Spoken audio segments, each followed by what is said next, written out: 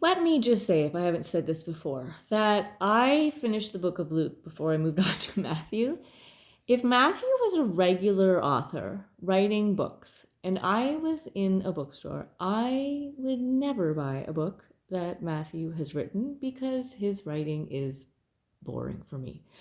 I much prefer Luke, but let's move it along. This is going to be short and sweet, which is how Matthew writes. So I am in Matthew 4, verse 12 to 17. And this is where it says that he found out that John was in prison, Jesus did. So he left Nazareth, went to Galilee, and starts preaching. And then, in typical fashion, Matthew says, this was to fulfill the prophets saying, blah, blah, blah, blah, blah.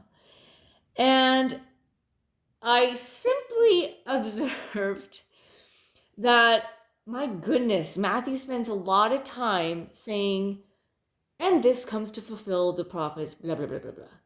And this comes to fulfill the blah, blah, blah. And it's very repetitive. But what I observed was that it seems like Matthew was really determined to make sure we know that what the prophet said happened, that what God said happened, that everything is happening as it's supposed to. It's showing that God didn't lie, that God is trustworthy, he's faithful, he said this was going to happen, that's what's going to happen. And it's almost like he's desperate to show that God is trustworthy and faithful. And as boring as I find it, I'm looking for who God is, and I'm looking for who Jesus is, because I've been messed up with my image of him all my life. So my God is trustworthy and faithful.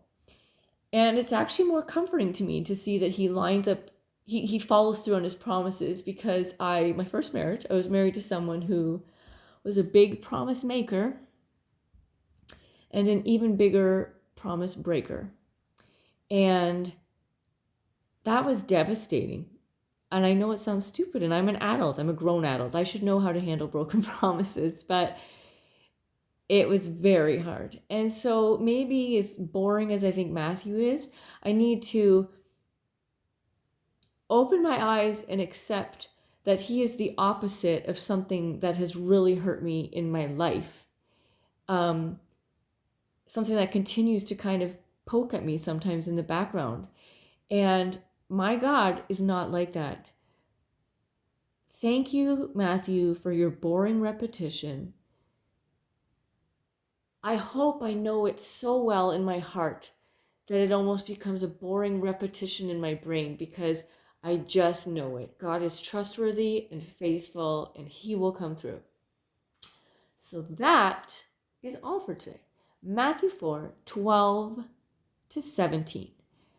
We will conquer this book, and I think some excitement is coming if I look ahead a little bit.